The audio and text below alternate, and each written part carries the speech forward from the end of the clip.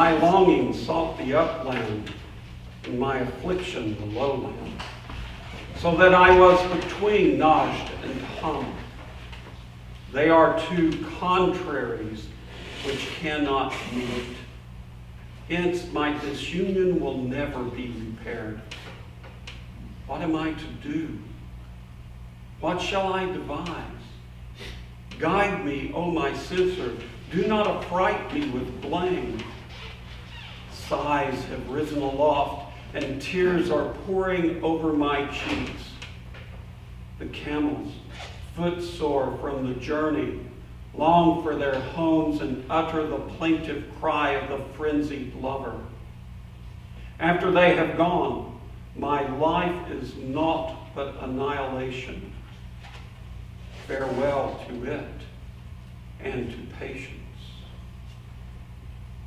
That's from the Tarjuman al-Ashwaq of Ibn al-Arabi, and I think it's an excellent exegesis or study of the gospel we heard this morning, because it talks about repairing disunion, fixing the split that we all experience, both individually in our lives by our passions warring against one another, and out there in the world, especially in 2012, a new year that also brings an election year, which kind of makes the world kind of nutty, especially in the United States.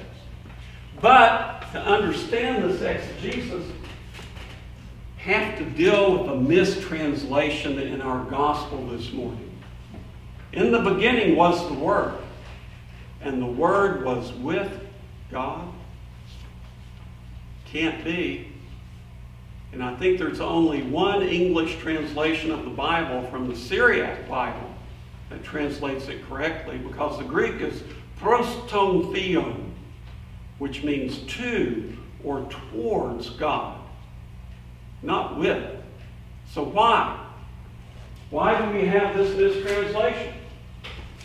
Well, we'll discover that in just a moment after I get through preaching. It's the Nicene Creed. You got to have that Godhead complete. But I think the good fathers who wrote the Nicene Creed didn't quite grasp what John was getting at. The self-giving and sacrificial nature of God. God is not simply some Godhead floating off somewhere in space or beyond space and time. God gives of God's self, pours God's self into creation. So my longing for the upland and my affliction that dwells in the lowland can be repaired through the grace upon grace that God makes available to me and to you, and in our understanding, through the gift of Jesus Christ. That's the work of the Word in our world.